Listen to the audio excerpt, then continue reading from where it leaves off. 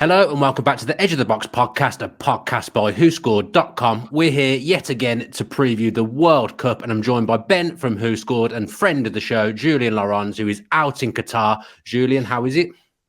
Hi guys, it's good so far, I have to say. I mean, the weather helps, I won't lie, especially I'm hearing that it's raining a lot in the UK. We've got sun, it's hot. People have been very welcoming. There's obviously issues here, we know that, but people have been very welcoming. And now that the football has started, you really get into the World Cup, the spirit, the fans are there. So yeah, it's been good so far. Yeah, I feel a bit like that, Ben. I wasn't really looking forward to it. And then as soon as it started, I think basically actually, as soon as England played well, Ben, I started to get excited and realised, even though it's Christmas nearly, this is a World Cup and I should enjoy it. Yeah, obviously the first game wasn't great, Qatar, Ecuador. No. Not the most appealing to kick off the tournament, but as soon as England get underway, you think, right, World Cup's here, let's go. Yeah, and it's good for this show, Julien. Obviously, England won well and France won well last night as well. Are England and France among the favourites for you so far? Yeah, I think so. Maybe you put them below Argentina still and Brazil, of course, who we haven't seen yet. But I think they've got strong arguments to be amongst the favourites, because especially with the ball going forward, they are both pretty amazing. The strike force for both sides is just so good, and yet there's question marks over the rest and defensively especially. But if you score more goals than the opponent, you will always win. So I think this is something that could be very interesting for both England and France. Yeah, and that Argentina game yesterday, absolutely incredible. Saudi Arabia, probably one of the best World Cup performances ever, especially being 1-0 down at half-time. They played that high line in the first half. They ran the risk. They got away with it just. I think Argentina had 3 goals disallowed. But then in the second half, some unbelievable defending. And actually as well, Julien, some clinical finishing. Incredible. I mean, we talked a lot about XG on the show and all of that. I mean, talk about we say like overdoing your XG, or I can't remember the word, but 0.15 XG for 2 goals, and the second one especially an absolute beauty. He can try over again. I'm not sure how many times he would score Al-Dawsari, and then he did. And for everything good that Argentina did, and there was not much, to be fair, I thought it was quite underwhelming, their performance. Saudi Arabia deserves that win. They fought so hard. You said the intensity, the way they played, the high line defensively with the back five was great. There was always a last-ditch tackle. There was always winning the second ball. There was always all that energy. And in the end, Hervé Renard, their French manager, pulled that once again. An amazing result, like he did with Zambia, for example, AFCON a few years ago. It's just great. And this is what we love the World Cup so much, is to see those kind of upset, and this has to be one of the biggest shocks of World Cup history. Yeah, the manager looks so cool, prowling the touchline. I can't remember which designer shoes he had on, but he had some serious footwear on. I saw him prowling that touchline. I thought he means absolute business. Ben, Holland as well. Not the best performance, but got the job done. Would you still put them amongst the favourites, or where would you rank them amongst the favourites? I'd say they're below Brazil and Argentina still, even though Argentina lost to Saudi Arabia. But they got the job done, which is what you need to do. As Jonathan said last week on the show, group stages aren't for smashing teams, they're for getting through. You saw at the Euros, they did well in the group stages, and as Julia mentioned, they went out to Czech Republic in the last 16. So, I mean, they weren't convincing, but they did a professional job, and that was their toughest group stage game, and they came through it with a 2-0 win. So they should, in theory, beat Ecuador and Qatar, but they're placed in the last 16 quite comfortably, and then set up a meeting probably between Wales or USA. So you got a nice route there to quarterfinals for them now. Yeah, I mean, Jonathan did say last week, Julien, that group stages weren't for smashing teams. But if you're English or French, that's exactly what they were for. Now, at 1-0 to Australia last night, we were in the Who Scored WhatsApp group plotting what Australia shirts we were going to wear for this podcast. No, you didn't. We did. You're so bad. I was getting my Mark Bosnich shirt, was getting ready to come out, Julien, but France recovered 1-4-1. I want to ask you about Olivier Giroud, because he probably wouldn't have started had Benzema not got injured. Yeah, he is one of my favourite footballers. I love watching him so much. Such a classy footballer. The way he links up play, scores a lot of goals. Obviously, he's broke records for France now.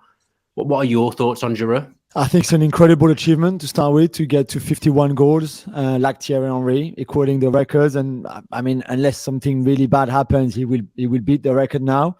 And he's done it 8 games less played than Thierry, 115 against 123. One incredible career.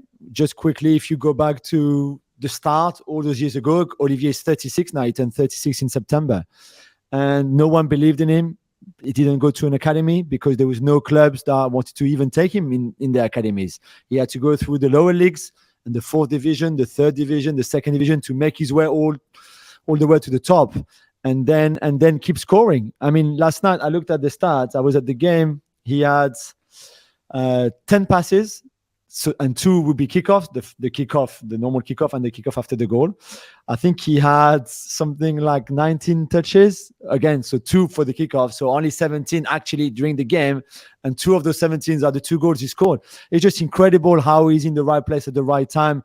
And I even think that side of his game, he's always been prolific, even if, in Premier League, because he's the best league in the world, the numbers were not maybe as strong as in France, but still he's always been prolific. But I think with age and with experience, he's got an even better awareness and better understanding of the game to be at the right place at the right time, which is great. And you mentioned the fact that he should not have started. He should not even have been in this squad. Deschamps had really, really strong doubts about just taking him to Qatar to be a sub. And until the end, we were not really sure if he would be in or out the squad. In the end, he was in. He was supposed to be Benzema's backup. And now destiny and fate again played in his favor. Benzema obviously got injured. And now he's the starter. He didn't score a single goal in 2018 when we won the World Cup. He already has 2 now. He deserves really a lot of love and credit. You're probably actually upset that he scored, because France tend to win a trophy when their number 9 doesn't score. So you're probably upset that he has scored, actually, Julien. But as I said, France and England both making light work of their first game in the group stages. We're going to look now at England against USA. And Ben, Jude Bellingham, what a player. He's just incredible. Someone of his age to already have played so many games, to already be as complete as he is at 19 is just incredible. And luckily for us, he's English. If I was watching England-Iran as the first ever football game I'd watch, I knew nothing about the players, I knew nothing about the 2 teams, etc. And I saw Jude Bellingham's performance. I think, well, he's a player who's in his peak. He must be, 26, 27, comes that age. You tell me he's 19, and I'm just sure you're joking. You're having a laugh with me, having me on, because he is unreal. Like, he's amazing at everything he does, winning the ball back, carrying it forward, finding that pass in the final third, getting the goals. There's just he's not even reached his limit yet. He's not even reached his ceiling. He's got so many more levels to go up, and he's just an unreal midfielder. We'll take away the fact that he came through the wrong side of Birmingham's football system, Julien. But yeah, a few weeks ago, actually maybe a month or 2 ago, he probably wasn't a certain starter for England, but he's put himself in there with the last round of Nations League fixtures before the World Cup kicked off. Played incredibly well, especially in that Germany game. He's added goals to his game for Dortmund now. He's obviously scored his first goal for England. Is there a more complete central midfielder or young central midfielder at this tournament? In fact, we talk about all the midfielders that are there. Is he up there with everyone? Yeah, I think so. I mean, yeah, you can talk about experience and players like Casemiro who've won loads of Champions Leagues, for example. And of course, this is a different level. You can't compare a 19-year-old and a 30 or 31-year-old like Casemiro. However, right now, in terms of form, in the Big 5 leagues, kids of his age, Camavinga, for example, Tchouaméni is a little bit older, but Camavinga is similar age. I think Bellingham is above all of them. Really, I cannot see Gavi, Pedri, but slightly different profile in the sense that they're not as complete as he is, and that's where I completely agree with Ben. There's just nothing that he cannot do, and to have almost already the sort of modern perfect midfielder who can score or assist, tackle, recover the ball, pass it forward, progress the ball through passes or carrying the ball himself, the physicality, the intensity, the intelligence. Let's not forget, this is someone who's very, very intelligent, who's very mature for his own age, who has the family around him who look after him and really, really closely. So he's not like an idiot who's going to, do crazy stuff and be in the tabloids anytime soon. So I really struggle to see anyone who could just be in the same league as him right now. I even think that him and Declan Rice are the perfect partnership. And Rice is young as well, and there might be a game or two in this World Cup where they show their age and they show their youth, and maybe that could be a problem for England. However, I don't even think there's a better pair of midfielders right now in this competition on the back of this season and what they've done with their clubs better than them. I don't think Kimmich and Goretzka are better. I don't think Casemiro and Fred, who would start for Brazil, are better. I don't think that Busquets and Pedri are better. I don't think that Rabiot and Tchouaméni are better. I don't think that De Paul and Paredes are better. I really struggle to see a pair of midfielders right now that is better than Rice and Bellingham. I'll tell you what, Julian, that would 100% be getting clipped up and put on social media on the WhoScored Twitter page. That's 100%. You might disagree with me. I don't know. No, I might have forgotten. I don't know. For Portugal, I don't know who's going to be in start midfield for Portugal, but yeah, I'm struggling to find a pair in this World Cup better than them. The fact that, as well, I think what makes it more exciting is the fact that they are so young. Ben, would you go along with what Julian says? I think I agree with what Julian's saying. You can't really fault the logic. They've both been, Rice and Bellingham, both been excellent for West Ham and Dortmund, respectively, in the past season. And you would obviously have the concern about whether England would get overrun with those two at the base. But again, Rice can cover that ground easily. Bellingham has that defensive awareness to carry out the duties in front of the defence, and then they both have the ability to get the ball forward. So is a more complete central midfield pairing. I think you do struggle to find one better than those two. I wondered, Julian, if Calvin Phillips had been playing most weeks, had been fit. Obviously, he got Player of the Year for England quite recently. He was a massive part of England doing well in the Euros. Do you think Southgate would have started Bellingham if Calvin Phillips was fit and raring to go? I'm not sure. And this is, I don't really like Gareth Southgate. I'm not a big fan, let's put it that way, because I think the sort of conservatism in him would have picked the safety of a Calvin Phillips and Declan Rice partnership in here, which is good. I mean, Calvin Phillips is a really good player when he's fully fit and confident. I just think Bellingham takes you to another level. And I don't understand even how it took so long for Southgate to establish Bellingham in his team. You mentioned it, Dan, and rightly so, that it took quite late in the Nations League process for really Bellingham to be a real starter. It was pretty obvious quite a while ago that this team could easily be built with Jude Bellingham in it, and that the Rice-Bellingham partnership could be very special. I just don't know why it took him so long. Now he's there. I hope he's there to stay and to be like this, because again, as good as England are in other positions, I think you can easily build your team around them too, and for the next 12, 15 years. Yeah, and it kind of adds to a young and exciting vibe that England having their team, Ben. I mean, Southgate was justified with his selection because 3 of the top 5 best rated in the England team on Monday were Saka, Sterling and Maguire. And I think Saka was probably always going to start. But Sterling and Maguire were probably contentious picks, but WhoScored have them in the top 5? With Maguire, he always does seem to do well for England. Of course, he was jinxed by our own Martin Lawrence, who said he didn't want to jinx Maguire doing well, and then he came off a few minutes later. So we'll thank Martin for that. Sterling as well hadn't been great for Chelsea, but then he was excellent at the Euros. So it was not necessarily a contentious choice, but it was more of, does he go with them based on club form, or does he stick with his tried and tested players for the game against Iran? And he was, after a disastrous UEFA Nations League campaign, he was very much justified in his selections. And, maybe it's time to kind of lay off Southgate. You get the impression he does know what he's doing in these tournaments. He got England to the semi-finals of the World Cup. He got into the finals of the Euro. Maybe he does, have the footballing managerial brain to actually get England far in Qatar.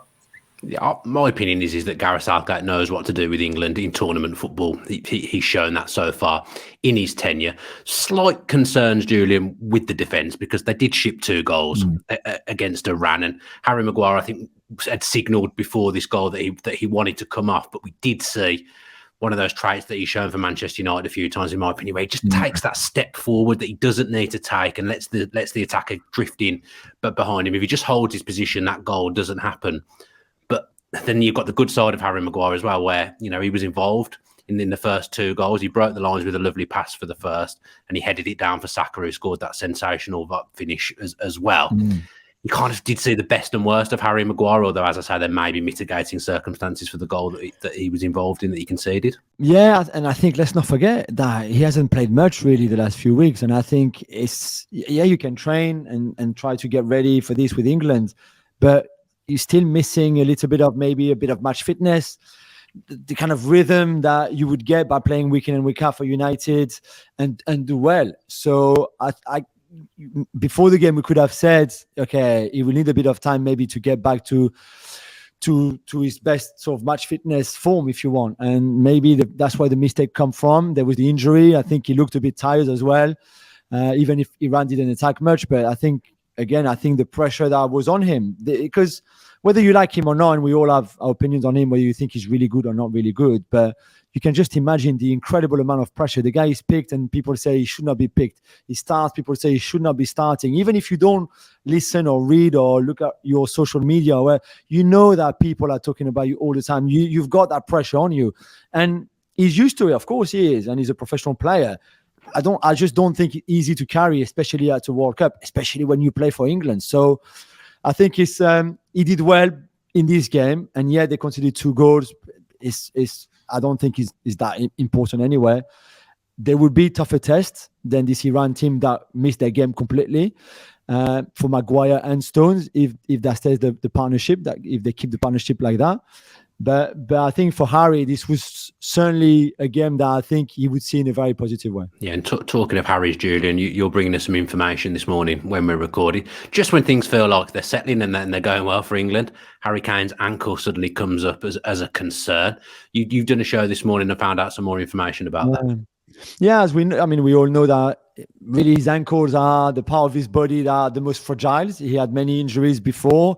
If the ankle twist, usually it's not good news. And I think England fans could or should be worried right now because if there's one injury that you could pick up, you don't want it to be an ankle one. So we'll have to see. But yeah, it's true. I think for the last 3 years, he's been working with, as well as the club physio and the national team physios, his own physios, who's stopped wonders because I think before this game, it's been 2 years without an ankle injury. Whereas before it was quite regular in a sense. And I think that's well. I believe his personal physio is here to make sure that Harry can continue the competition and be there for the next game, which, listen, the next game again, should be against the USA, should be a game that England wins, really, with or without Harry Kane. But you want him to pick up the pace. You want him to start scoring as soon as possible. So he needs to be fit for that. Yeah, Ben, I mean, you're a Spurs fan, so you'll absolutely adore Harry Kane anyway. But as a country, I think we are so lucky to have Harry Kane, even though he didn't score on Monday. He's involved in all the good that England some of the touches. He's just absolutely ridiculous. A lot of the big nations they struggle to have that goal scorer. You look at who leads the line for Spain and Holland, for example. England, Ben, have got one of the best strikers on the planet, and not only is he one of the best goal scorers on the planet, he's also one of the best link-up players on the planet as well. Yeah, I mean, he got 2 assists against Iran.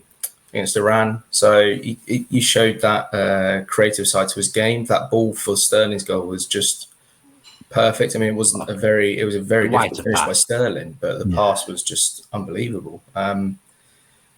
If he is injured for the USA game, you would think England probably do still have enough. Obviously, the ankle injury is a concern. I mean, it was since that Southampton game on New Year's Day in 2020 where I think he strained his ankle ligaments and he was supposed to be out for the rest of the season, or at least a substantial chunk of, that has, when these ankle problems have really started to flare up for him.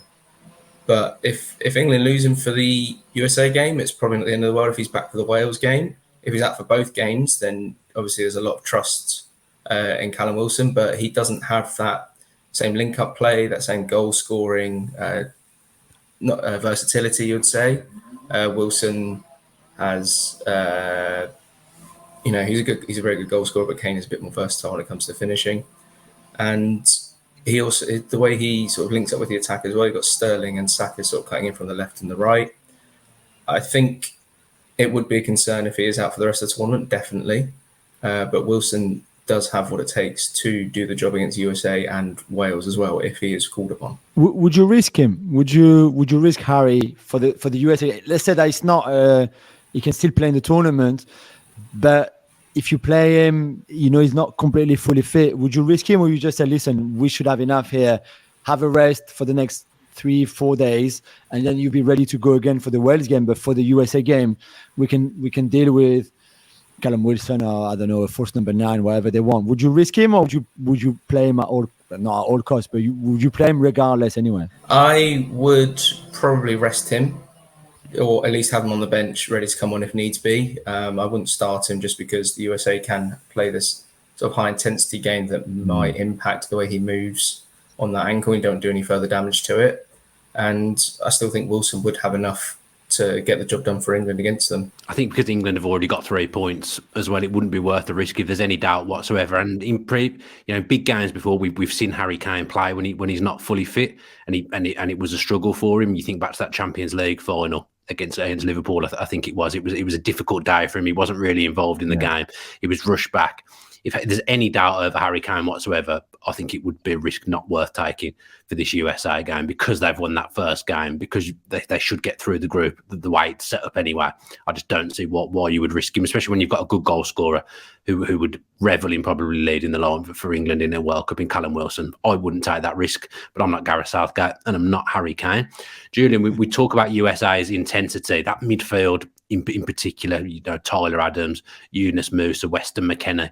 Yeah, that's a good quality midfield, but it's also a very energetic midfield that likes to get in your face. Don't know if they can keep it up or for how long they can keep it up, because that second half against the Welsh, for example, their intensity dropped. And I know Kiefer Moore, I mean, when I hear that Kiefer Moore changed the whole game, I was like, really? It's amazing. That's the World Cup as well.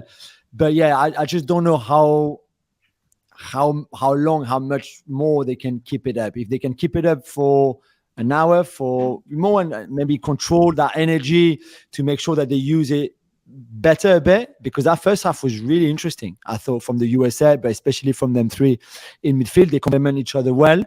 It's the similar generation. I mean, McAleer is slightly older, but I think this is really, really interesting what they have. But you can't just disappear in the second half. If you're those three midfielders and you're such a big key on what your team is doing, you disappear, and then suddenly you're under pressure and your defense is under pressure, and this is not good. And again, I think the matchup between the USA three midfielders, which it would be the same one, and Rice and Bellingham would be very, very interesting. Yeah, that'd be a good battle in the middle of the park. USA were good in the first half, Ben, but the game did get away from them. Perhaps if the game had been 10 minutes longer, I think Wales might have gone on to win that. What signs have you seen? Is there anything England should be deeply concerned about? It is that midfield three, very high energetic. If Southgate plays that two of Bellingham and Rice, could they be overwhelmed by those two? Obviously, Rice and Bellingham are two quality midfielders that do have the ability to bypass that press, but again, you've basically got a 2-on-1 situation when one of them has the ball. And it was, as Julian alluded to, Kiefer Moore that did change the game. He came on, Wales went more direct and bypassed that midfield. Bale, thrived with Moore being up there more so than did Daniel James. And if it is kind of a 3-on-2 situation in midfield for the USA, they would probably get their tails up, would fancy their chances of beating that midfield, and then you put pressure on the defence that way, winning the ball back up the pitch. And it's just whether the USA have the composure and the players to bring to the sword if they do win the ball high up the pitch. So it's a case of whether Southgate has seen what happened in the second half against Wales and thinks, well, maybe I should go more direct to sort of ease the pressure on Rice and Bellingham, or does he place trust in that midfield three with Mason Mount in there, or even bring Calvin Phillips in just to kind of bulk it up a bit to combat that midfield three? I think maybe, Julian, it was Wales' system that maybe helped that midfield look a bit more accomplished in the first half, because Wales were playing that kind of 5-3-2 in the end, but they were sat very deep in that first half. In particular, if England have got Mount, we talk about energy. Mount drops in as well, as I think he probably will a bit more in that game, rather than being alongside the striker a bit more like he was in the first game. Mount, Bellingham, and Rice is a pretty energetic midfield. Yeah, it is, and again, it's no offense to the Welsh, but Ampadu and Ramsey played as the two sort of deeper central midfielders. And that's not really Ramsey's game at all. Exactly, either. And I don't think Ampadu is very good under pressure either to get out of that press. So, yeah, I think that you're right. That helped the USA, which wanted to start that way too, on the front foot and etc. This would be a very different game against England. I know that the 4-1-4-1 worked really well, of course, for Southgate and England against Iran. There would be games where I don't think that system would work. I think the USA is still not good enough or not ready to compete with England. And I think you can just basically, if everybody's fit, play the same team as against Iran. And I expect another good performance from England. But there might be a time maybe when you face a bigger team that maybe, like Ben just said, you drop a Mason Mount, for example, that can always come off the bench, and then you've got Calvin Phillips, and that midfield three is a bit more solid, and maybe you go a little bit more cautious. I don't want to say too cautious, because Bellingham, as we've been saying, goes forward quite a lot. But yeah, that's also the other option you have, which is a great option. Moving Mount out for Phillips in, if Phillips is fit and ready to go, is again very interesting, depending on the opposition. Yeah, and England have got that thing as well where, we've said it in previous podcasts, you've got starters and you've got finishers. England have got some incredible finishes of games to bring on, to be able to bring on Jack Grealish and Phil Foden in the World Cup. Countries would kill to have those kind of options, and England have got James Maddison as well, who wasn't fit enough to make the substitutes bench. Having those attacking options to come on and change a game if it's tight, England are in a blessed position. Now, Ben and I are biased, so we're not going to do a prediction, but Julian, England USA, what's your score prediction? My score prediction is 3-1 for England. I still think they might concede a goal, but I think they would literally blast them. Oh, good. We'll take that every day of the week, Julian. Thank you very much. Let's look now at Portugal v Ghana. And Julian, when World Cup tournaments are on, I don't know whether you're the same. You probably know so much about football, it doesn't matter. But you like to discover players that your club might be able to sign, new players that you've not seen before. There's a free agent now doing the rounds for Portugal called Cristiano Ronaldo. Do you know much about him? Yeah, apparently it's quite good. It's quite good. I don't know. Don't know if you could do it outside of Portugal, though, to be fair, on the Tuesday night in Stoke, for example, or even Old Trafford. The issue I have is we've spoken more about Cristiano and the problems and the relationship with United, but also with his own teammates, with Portugal and Bruno Fernandes and Joao Cancelo and all of that. Bernardo Silva was saying the other day, we don't even talk about us, Portugal, in this World Cup, which I think is a shame. I think it could be a distraction as well. They've got an amazing squad, even if Jota obviously is missed out through that injury, which is a shame for them, but still they've got a super talented squad. Question marks over the managers, Fernando Santos, who is very conservative and kind of defensive minded yet, but still, if they get the right formula, if it clicks, it could be very good. But there will always be this Cristiano kind of shadow above it all, about himself and the future and what's just happened with United, etc., which, again, I think could be a bit of a negative vibe. There's so many options in those front positions as well, but it will be Ronaldo that plays. Do you think he should be phased out at this point, or do you see him as being that talisman, the person who's going to take Portugal far? It kind of depends if Santos wants to set up his team similar to kind of Ten Hag wanted to with Man United. When you look at the options in reserve, João Felix hasn't been great for Atletico Madrid. Andre Silva hasn't been great for RB Leipzig, and Gonçalo Ramos, as good as he has been for Benfica, he's the top scoring player in Liga B this season. He's only 21 years of age. He was linked with Newcastle over the summer. And he's sort of taken his game to the next level. He's added goals to his game, which is really good to see, especially in the departure of Darwin Núñez. But whether Santos wants to kind of mix with that formula of Ronaldo being talisman, being the lead man in that Portugal team, it is hard to see. I don't think he will. I think he'll stick with Ronaldo and maybe have Bernardo Silva and Otavio either side of him.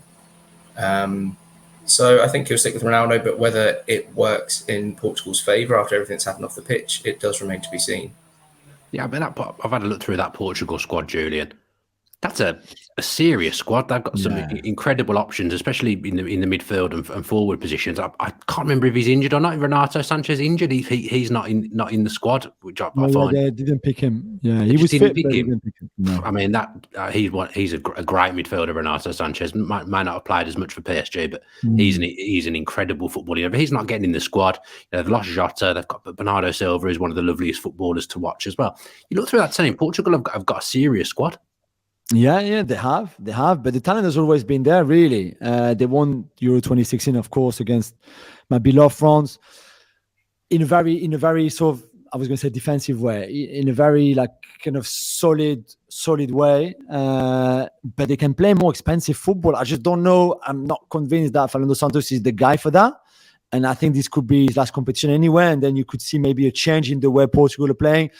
Cristiano won't be there for much longer either, and after that, look at what Rafael Leao has been doing for Milan in the league, for example. You mentioned Bernardo Silva, Jota, Gonçalo Ramos that Ben mentioned. They've got some good youngsters, Antonio Silva at the back, for example. So the next generation is already there, plus the current one, plus the slightly older one, of the Bruno Fernandes and Ruben Neves and those kind of guys. So this is great. And I really think that they can do something good in this World Cup if Fernando Santos, I think he's ready to play a bit more attacking football. If he's the Portugal of old, I just don't think in this tournament, in Qatar here, with the heat, with the way other teams are playing, I just don't think it would work.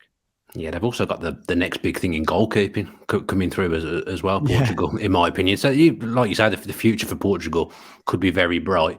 Ben, is there any hope for Ghana? Can you give me anything on Ghana? I mean, they have obviously got Tariq Lamptey and Inaki Williams. They've managed to convince them to switch allegiance to Ghana. They do have a good core set of players in there, with Partey and AU as well. It kind of depends if Portugal have this implosion, if this Ronaldo situation off the pitch does distract them on the pitch. But if it doesn't, then I think Portugal have too much for Ghana. Yeah, I'm struggling to see past Portugal win myself, but you do never know. Ghana could go there and pull off a surprise. Let's look now at Brazil v Serbia. And Julian, we're going to start with Serbia because, again, I was perusing their team. Their first 11 in particular. Wow, it's a really strong first 11. You go back to probably 2010 when I remember looking at Serbia and thinking, they got some decent players. This side's probably better than that team. Yeah, I think you're right. I think this is probably the best generation that they've had in terms of mixing the youth and the experience. I mean, if you're a defender and you've got Vlahovic and Mitrovic coming up against you, you don't want that. You don't want that facing you. And then everywhere you look, between Milinkovic-Savic and Kostic as a kind of a left wing back, you've got even Tadic, who's not having a good season with Ajax, really, or certainly not as good as the ones that maybe in the past. But there's talent everywhere, and yet there's also a lot of question marks because in those big tournaments and those big competitions, when they've qualified, it's never really been that convincing. So I don't know if this generation there could do better. I think it's a tough group to start with. It won't be easy to get out of that group, but I think if they did, then it's typically the kind of boost that they would need to then go into the last 16 and can trouble anybody, really, because they're so hard to beat. Remember when they beat Portugal, of course, to book their place here. It's just something, potentially something very, very good there. But again, with not enough experience of doing well in big tournaments to be certain to be like, they would be in the last 16. Nations lacking that big name striker or that clinical goal scorer. Serbia have got two. We've got three as well. Luka Jovic. I forgot about Jovic. They're all, not only are they good at putting the ball in the back of the net, they're physical as well. So they're not going to give defences an easy ride when they come up against them. And I think against Brazil, their physicality is going to really weigh in Serbia's favour if they pump the ball long, especially aiming for the fullbacks. I don't think Brazil's fullbacks are particularly convincing. The rest of the squad stacked with talent. Edison, Alisson, Premier League quality goalkeepers. The centre backs are very good. Central midfield and attack is obviously 5-star. But at fullbacks, you have to wonder whether Alexandro, Alex Telles, Danilo, or Dani Alves have what it takes to kind of counter that physical side of the of Serbia. I mean, you look at Mitrovic's goal against Liverpool at the start of the season. He made that late run to the back post, capitalised on Alexander-Arnold's questionable defending. And if you get Kostic whipping the balls in from the left for Mitrovic to the back post, do Sandro and Telles have what it takes to kind of counter that threat? Probably not. I mean, Mitrovic, proven to be an excellent Premier League goal scorer. He just unsettles defences and he won't give them an easy ride on Thursday. So it'll be interesting to see how Brazil do counter that physical threat, whether they'll sort of stick with maybe Silva on him or Marquinhos just to try and counter what he'll bring to the side. But even then, they've got Vlahovic or Jovic to come in as well. I'm starting to convince myself the more we talk that Serbia can actually go and cause an upset in this first game, Julie. Kostic has got one of the best deliveries in the world from the flanks. If you've got Vlahovic and Mitrovic to get on the end of it, if there's one thing you'd say about Brazil, I would look at that back four and think, I think that can be got at. The Thiago Silva discussion, I think, is fascinating here because he's obviously 37 now, I think. And this is a back four, by the way. There's no way Chichi is going to move to a back three. And Thiago has been really good at Chelsea kind of resurrect a little bit his career towards the end in the back three, because that sweeper role is just made for him, especially at that age. Now there's no sweeper, there's no back three anymore. So it's you and Marquinhos against Vlahovic and Mitrovic in this game in particular.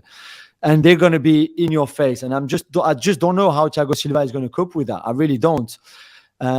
Because pretty much every time Chelsea moved to a back four and he played, it'd been more difficult for him. And this was not to the level of this Serbian team. So it could potentially be for Thiago and Marquinhos a bit of a tough ride. For the rest, if Brazil steals the ball and keep it again, I think the Serbians are going to get tired running after it. And then Neymar, Paqueta, Vini and all the others could also have a lot of fun. You've seen a lot of Marquinhos and Thiago Silva over the years. Will the physical side be something that could unsettle them? Yeah, I think so. More for Thiago Silva, who's very good in the air. So I don't think the problem is so much the physicality. It's just that he struggles more in a back four than in a back five, for obvious reasons. That I think Vlahovic and Mitrovic are a pain to play against for anybody, but especially if you Marquinhos and Thiago Silva and play the kind of Brazilian way, because you might not have the time to do that. And then Marquinhos has had a season of up and downs. PSG played for a while in back three, which he hates, and really he plays there because he has to, but he's not his best at all. They moved back to a back four in the few weeks before this tournament, before the World Cup started, and then suddenly Marquinhos looked much better and was much better on the pitch. So at least he's got that in him, that kind of momentum for the last few weeks. But before that, it was a bit of a struggle as well this season for him. So that matchup, again, is the key. It's pretty obvious. But very interesting to see how the two Brazilian defenders kind of react to Mitrovic and Vlahovic. Yeah, it's been some fascinating games already. I really think this one will be up there in the first round of fixtures. That's going to be a really intriguing game. Argentina obviously lost Ben, so they've lost some ground early. So I still think they'll get through. But it's a terrible start for them. Would you say Brazil are now the favourites? I thought Brazil were the favourites before the tournament started. Okay. I still think they'll go on to win it, even with the kind of centre-back and full-back issues. I still think that quality in midfield, and as Julien said, if they get the ball and they hold it, they're going to tire teams out, especially in the Qatari heat. And I still think Brazil will win this one. They might struggle against Serbia, but they should have enough to get through the group and then go all the way, in my opinion. I've got France in the sweepstakes, so that's absolutely. You're a good man. You're a very good man. It's not your choice. Okay. No, I've sweepstakes. That's finished them. They're not winning the World Cup this year, Julien. So maybe get them in the sweep. Well, because I've got them in the sweepstake. Absolutely no chance. That's what can you win? What do you win if they win? 20 quid or something. It's not very much at all. But I can't believe you jinxing my team for the sake of 20 quid. I wish you'd picked Brazil, by the way. Usually I pick out Saudi Arabia or Iran in the World Cup sweepstakes. So it was a surprise for me to get a big nation like France. That they've got Denmark.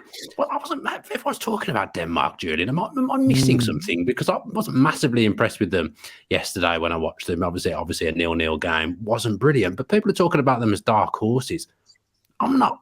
Am I missing something? What am I not seeing there? No, I think there's real potential, and there's a good mix of experience and youth, and I think that the formation, that system with the wing backs, where Christensen and Mele play, is interesting. Obviously, with Eriksen at the heart of it all, I do think they like a really prolific striker. I mean, Kasper Dolberg, we've seen him in France when he was at Nice before going on loan to Spain, and he's a good player, but nothing special, I think. And that could be a problem for them. But they had a really good Euros, of course. They had a really good Nations League after. They beat France twice in the Nations League, home and away. And their home win, so our away loss, they were very convincing. Deschamps got his team completely wrong, but they were really good. So I don't know. It's hard. I just think it's hard to play against Tunisia because they're so physical and they're well organized and so compact. They don't give you much. But they also had a couple of good chances, Denmark, where they could easily have scrapped through a 1-0 win, for example, and we would not be talking like that about them. So I'm still quite wary about what they can do against the French. I think they might have that psychological advantage of having won the last two games. And France will play more than what Tunisia did, for example, which again could play into Denmark's hand. Obviously, they got to the semi-finals of the Euro, so they've got something about them. I'm not completely writing them off as a bad side. I'm just not seeing them up there as one of the dark horses for the tournament, if I'm being perfectly honest. And Julien as well last night for France. Hernandez for Hernandez. When you're going off injured, the last thing you want really is probably your brother to come on and do really well. But as Deschamps now stumbled upon the best defensive combination, it looks like Lucas Hernandez will probably be out for a while. Probably certainly the rest of this tournament. Yeah, they've announced it last night. He's gone home today, which is really sad. I mean, I know he played in the World Cup before, of course, and won it, which was great for him. But this is the kid's dream to play in the World Cup. And when he stops after 15 minutes or something, or 10 minutes even, it's an absolute nightmare for him. Theo came on and did really well, and there was a big debate back home before the game on, okay, who you should start a left back. They're brothers, but they're very different, of course, in their profile. One is much more attacking, Theo. Lucas is more defensive minded. He's a centre back, really, by trade. So, and I was always a Theo fan more than a Lucas fan, and now Theo will start. It will create problems against big teams, better teams, because him and Mbappe on the same side is just like, oh my God, he said, no one will defend. They will be up there all the time, like literally running the channel. So you could get done on that side at some point. However, it's really fun to watch Theo Hernandez play because he's just so good. He's got this incredible intelligence going forward of seeing the space and getting into that space is great. So I think he might be an asset for France. Wasn't there an issue with Theo a couple of years ago where he was supposed to be called up for Spain? No. I think both of them really. Lucas too, before, because they were born, obviously, I think they were born in France, but moved really young to Spain. I think maybe their dad obviously finished his career in Spain for Atletico Madrid and a few other clubs. So they were eligible completely for this Spanish nationality. They might even have it, to be fair. And because a bit for Aymeric Laporte, similar to Aymeric Laporte, because Deschamps was kind of taking a bit of time, I don't know why, to call them up, first Lucas, and then for Theo even longer. There was a point where I guess we had really, really good left backs before, between Ding and Benjamin Mendy, for example, or others, Ferland Mendy too. So we were kind of stacked with good left backs, and I think Deschamps always saw Theo as talented, but not good enough defensively. But there was a point where you could not call him up anymore. He was too good with Milan, and now he's in there. But yeah, you're right. He would have said yes probably to Spain had they called him up as well. Yeah, learned a few things today. Ben, obviously, I found out this morning you're eligible for Australia. I'm eligible for Italy as well as England. Have you got anyone else you're eligible for, Julien? Spain, yeah, Spain on my dad's side. Okay, but I mean, France really is my only love. Yeah, I can tell it. You've made that very clear over the years. Just on Theo Hernandez, he kind of forces Deschamps to be a little bit more expansive. I know that sounds stupid because the France have got so many good attacking players, but him at left back, also Mbappe creates so much space because he spends so much time cutting inside the space. Then for Theo Hernandez, who is very, like you say, very different to his brother and plays such an expansive role for Milan as well. Do you think that could end up long-term being a good thing for France in this tournament? Only, I think, if Deschamps can tactically get it right, in the sense that you know exactly what's going to happen. So, I mean, we all know it. Theo is going to bomb forward. Kylian is up there already. And then if we lose the ball or when we lose the ball, then there's all that space behind. So Rabiot, who will be that sort of left side midfielder. Clever player. Clever player, but he will have to compensate. He will have to come and cover. Same with the left centre backs, which is likely to be Upamecano, even when Varane comes back.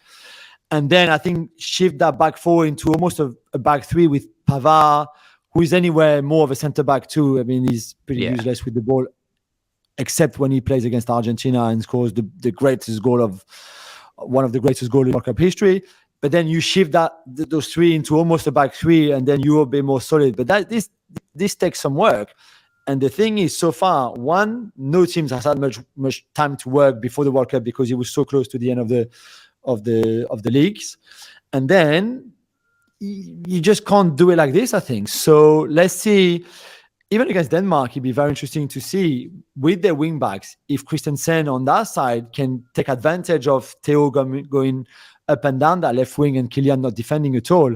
But yeah, there's a risk that you can be exposed on that side for sure. I mean, I don't think any team ever in World Cup history has been more unlucky with injuries than France, both pre-tournament and now during the tournament as well. It's absolutely incredible the amount of players that are missing. Some real misfortune for France. But Julien, it's been our fortune to have you on today. Thanks ever so much for coming on and talking to us. I believe you're back next time as well? Ben, I've got Yeah, I absolutely think no so. idea when we're next on. No, So I think so.